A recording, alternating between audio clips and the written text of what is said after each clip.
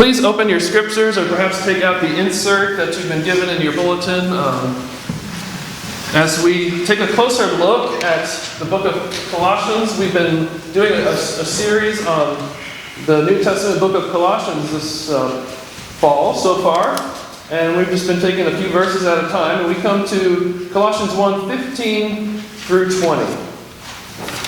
And Colossians is, you may or may not know, is a really short book toward the end of the Bible. It was a letter from the Apostle Paul to the churches that he helped establish.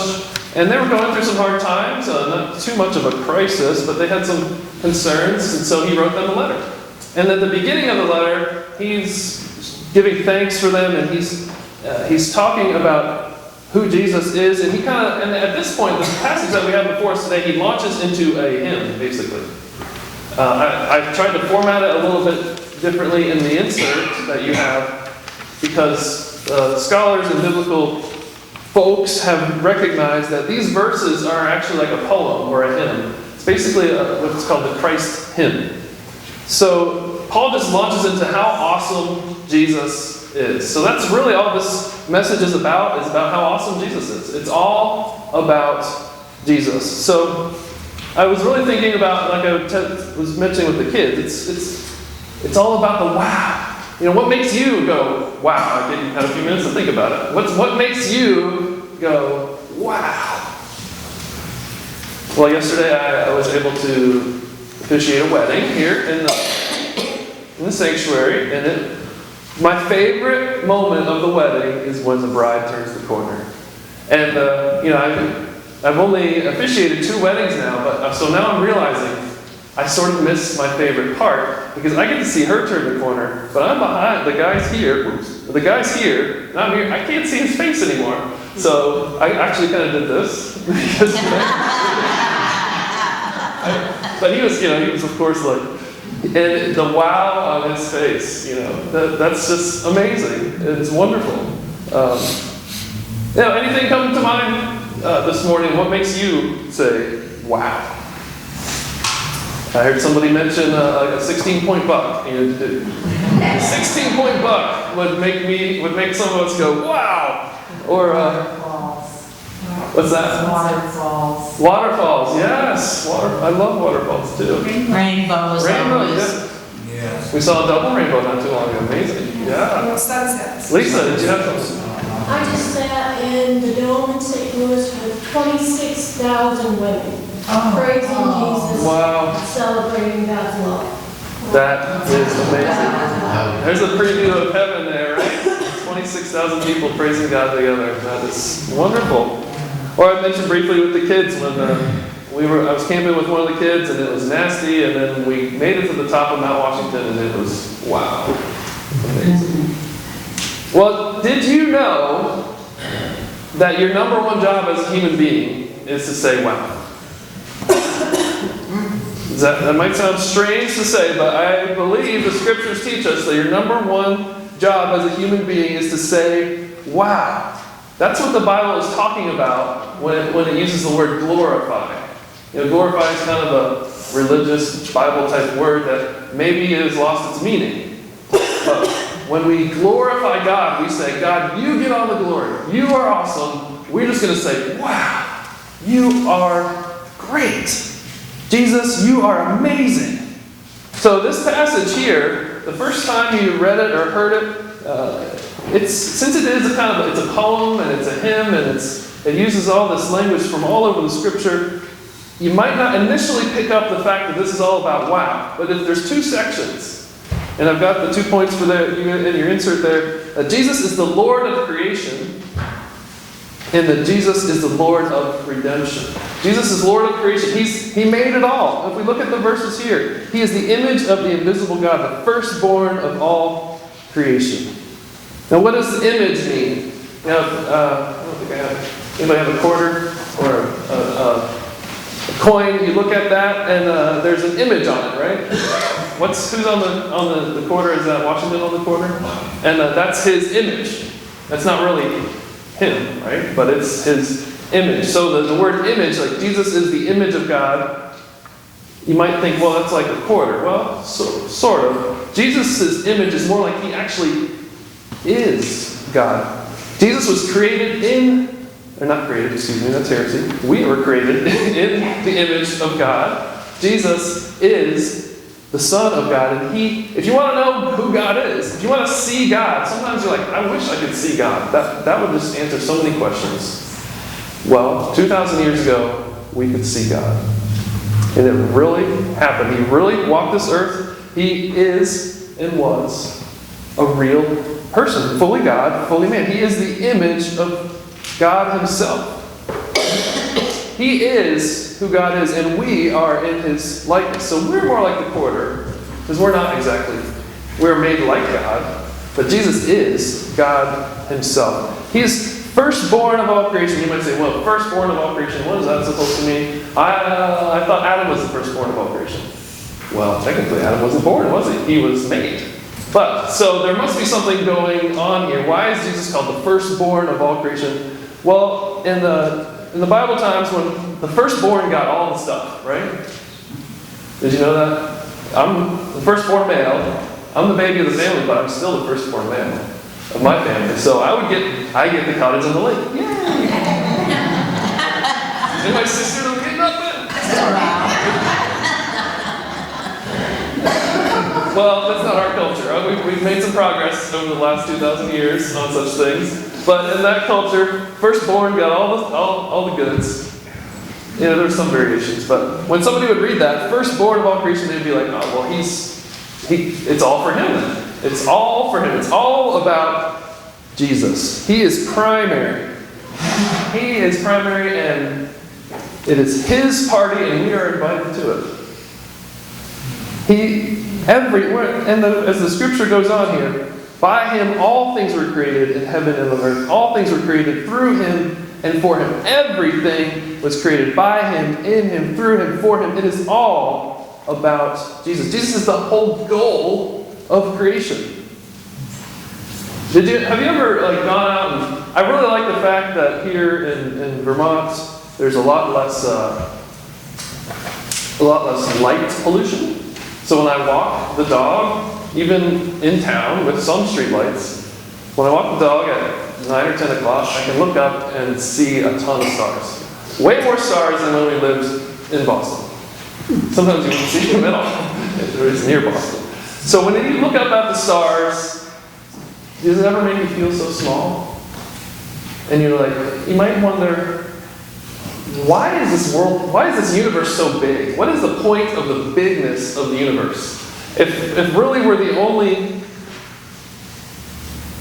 creation that has been made after God's image, and the scriptures tell us we are made after God's image, so we are, as far as I know, we're the only ones out there.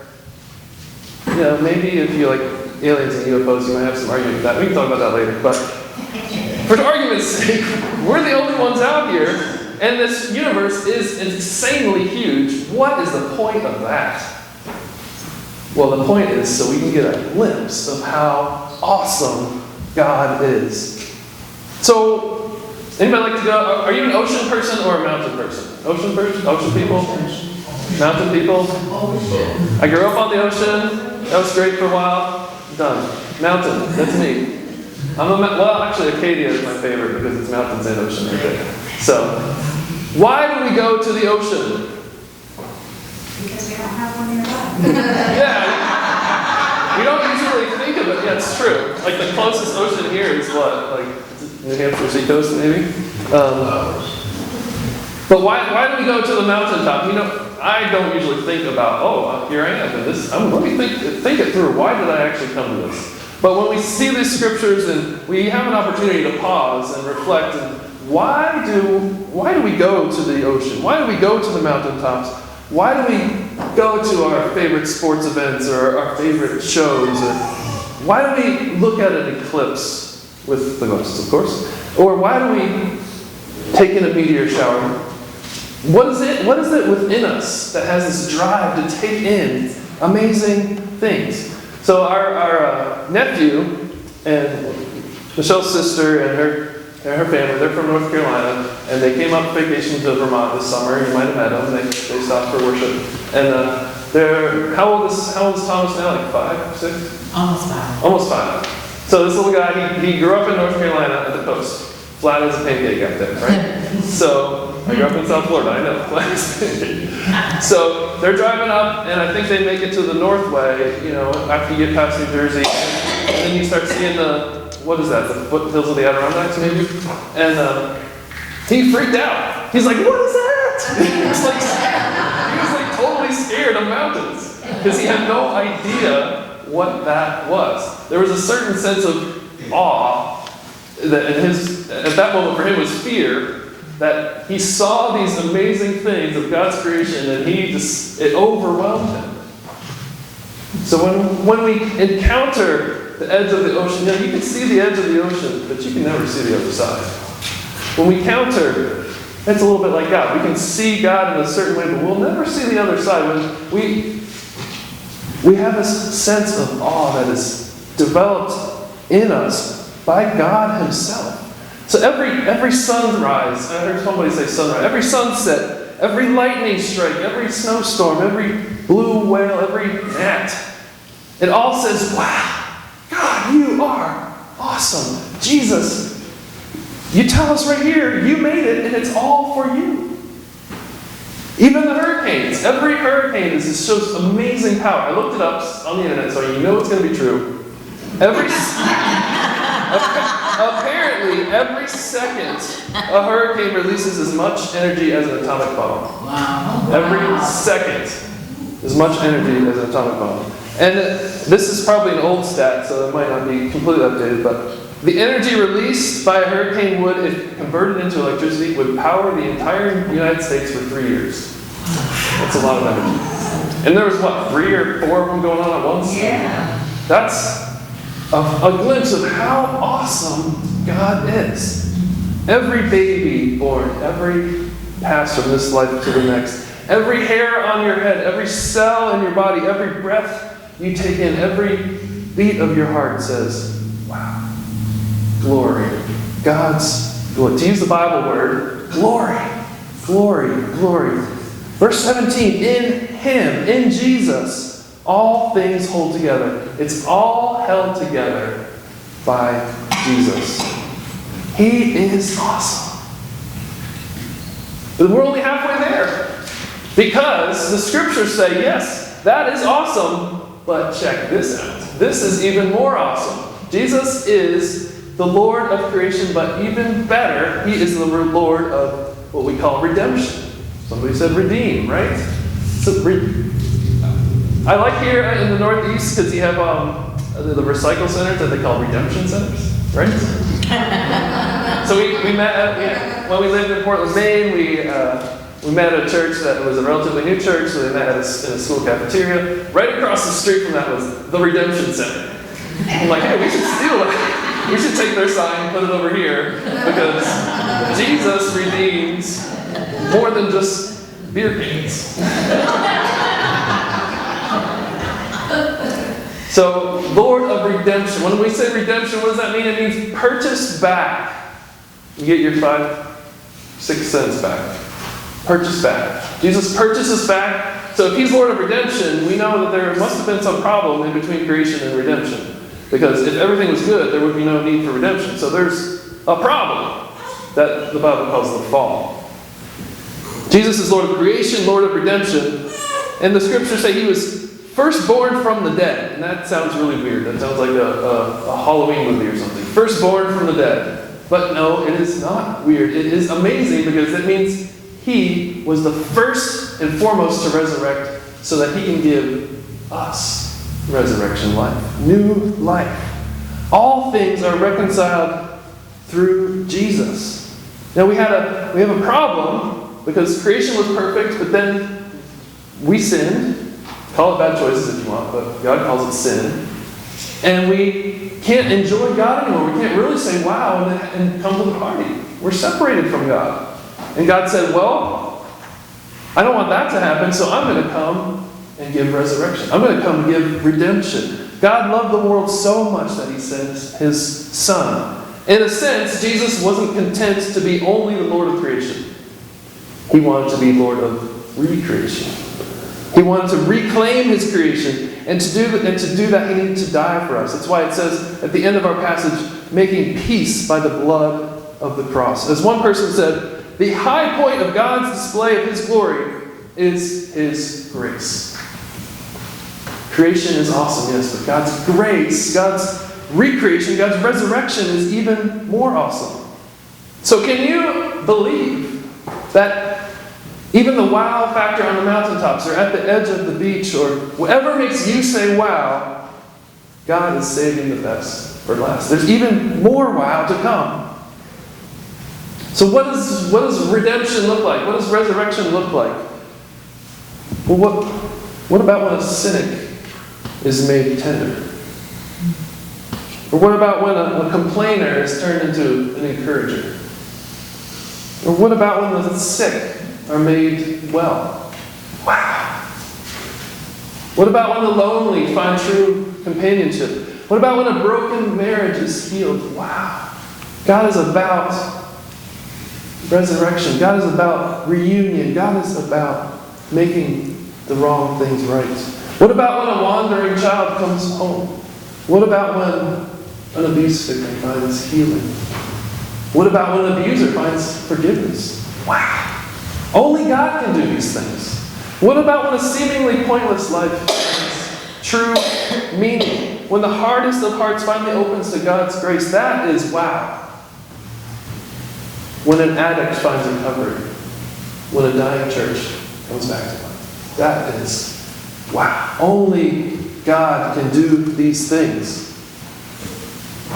So when you see something like, maybe your wow is like when your favorite player hits a 484-foot home run to win the game, win the World Series, whatever. Maybe that's your wow. Or maybe there's the touchdown at the end, or we can go through some Patriot stuff, but I won't bother with that.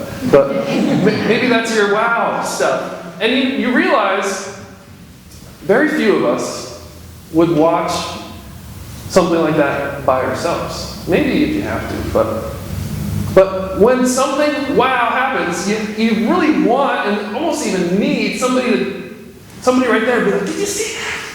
Did you see that? Was awesome. And by sharing something amazing,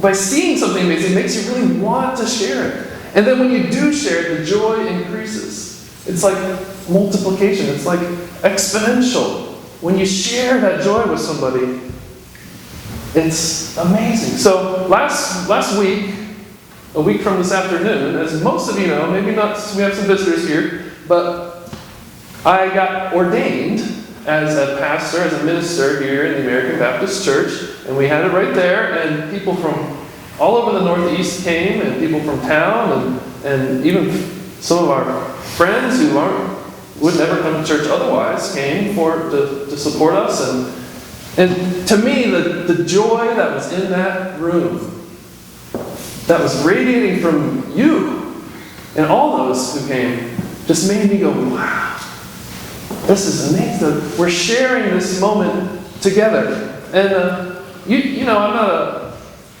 to use a churchy word, I'm not a super charismatic. Do you know what I mean when I say that? Well, anyways, I won't go into those details, but